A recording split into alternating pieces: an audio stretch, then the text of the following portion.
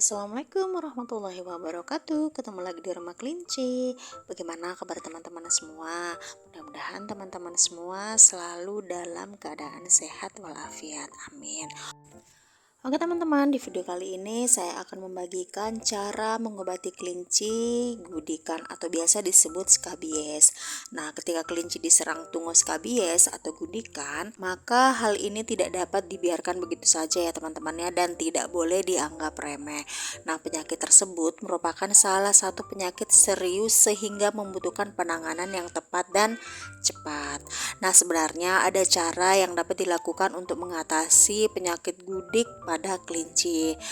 Namun, teman-teman jangan sampai salah mengambil langkah ya, karena bisa menyebabkan resiko yang buruk. Nah, misalnya dengan memberikan minyak tanah, oli, atau sejenisnya. Hal tersebut adalah cara yang ekstrim karena pada dasarnya hal tersebut dapat membahayakan kelinci. Karena bisa saja kelinci menjilat bagian tubuhnya yang sudah diolesi minyak tanah, oli, atau sejenisnya dan menyebabkan kematian. Lalu, apa saja pilihan cara yang bisa dilakukan untuk mengobati skabies atau gudikan pada kelinci? Nah, adapun pilihan yang bisa dilakukan untuk mengobati skabies atau gudikan pada kelinci, yang pertama yaitu mengolesi obat salep pada tubuh kelinci. Nah, seperti yang telah dijelaskan sekilas sebelumnya ya teman-temannya, bahwa mengoleskan salep di bagian yang terinfeksi skabies merupakan salah satu cara yang dapat dilakukan untuk mengobati gudikan pada kelinci. Nah, apabila penyakit gudikan pada kelinci belum begitu parah, dalam artian masih ada di tahap yang ringan, maka salep kulit yang biasa umumnya digunakan oleh manusia juga bisa digunakan untuk mengobati skabies pada kelinci, misalkan salep kulit 88. Nah, selain itu bisa juga menggunakan salep khusus, misalkan salep skabimid. Nah, cara menggunakannya sangat mudah ya teman-temannya, yakni terlebih dahulu harus membersihkan bagian tubuh kelinci yang terinfeksi skabies dengan air hangat. Nah, apabila bulu kelinci terlalu panjang, maka perlu dicukur terlebih dahulu. Nah, setelah dibersihkan dengan air hangat, bagian kulit yang akan diolesi salep dikeringkan terlebih dahulu supaya tidak lembab. Nah, barulah kemudian mengoleskan salep 2-3 kali sehari. Lakukanlah pengobatan ini secara rutin setiap harinya.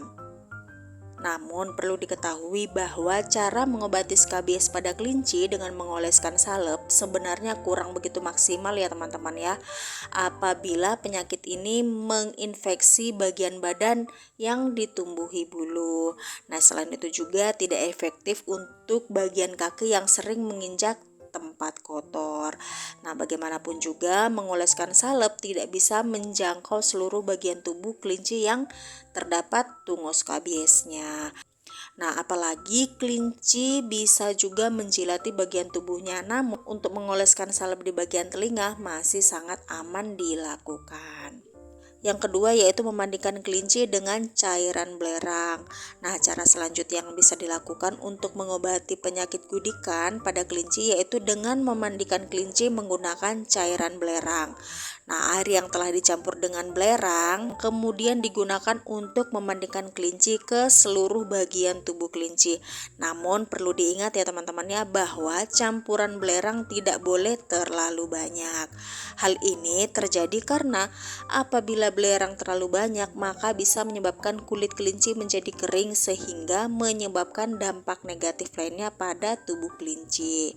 Namun demikian, salah satu kekurangan dari cara pengobatan dengan memandikan kelinci menggunakan cairan belerang yaitu bisa menyebabkan kelinci stres.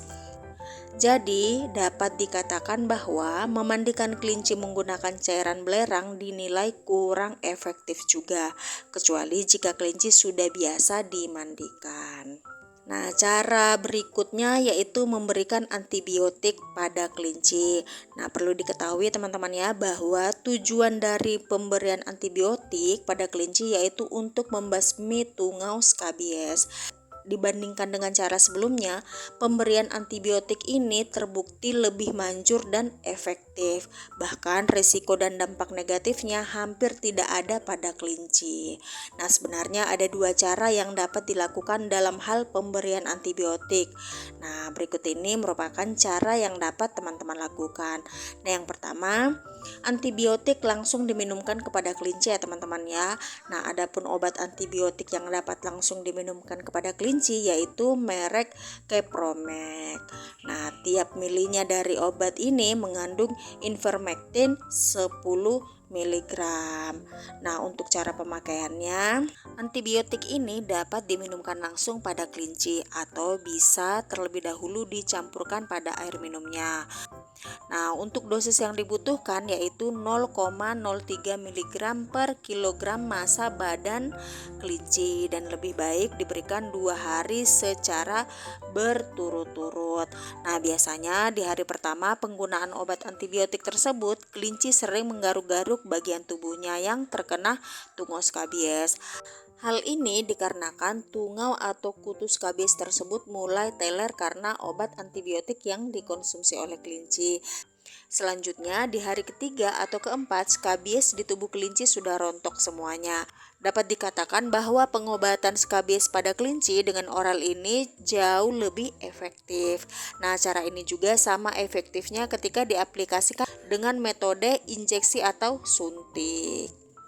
Nah, cara kedua yaitu menyuntikkan obat antibiotik pada kelinci.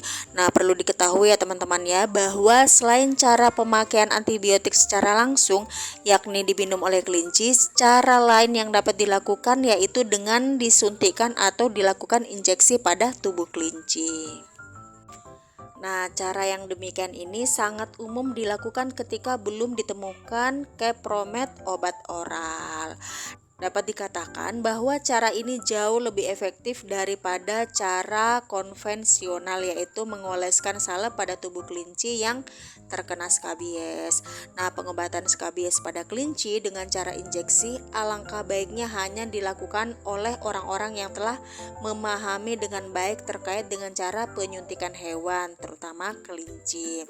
Umumnya, obat injeksi yang digunakan yaitu jenis Womectin. Womectin injeksi merupakan obat antibiotik yang sangat efektif untuk membasmi ektoparasit dan nematoda seperti halnya kutu, tungau, caplak, dan berbagai insekta lainnya.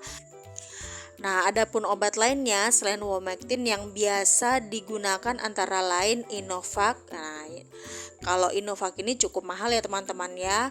Nah, terus ada lagi nih Ivermectin dan Intermectin. Nah, untuk pemakaian injeksi pada kelinci, dosis yang dibutuhkan yaitu 0,04 mili per kilogram massa badan kelinci. Penyuntikan ini dilakukan di bawah kulit dengan sangat hati-hati. Nah, untuk yang belum begitu berpengalaman dalam penyuntikan hewan, maka alangkah baiknya meminta tolong kepada orang yang berpengalaman.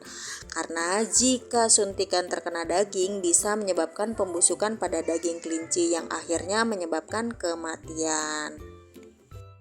Oke teman-teman, itulah tadi penjelasan tentang cara mengobati kelinci yang terjangkit skabies.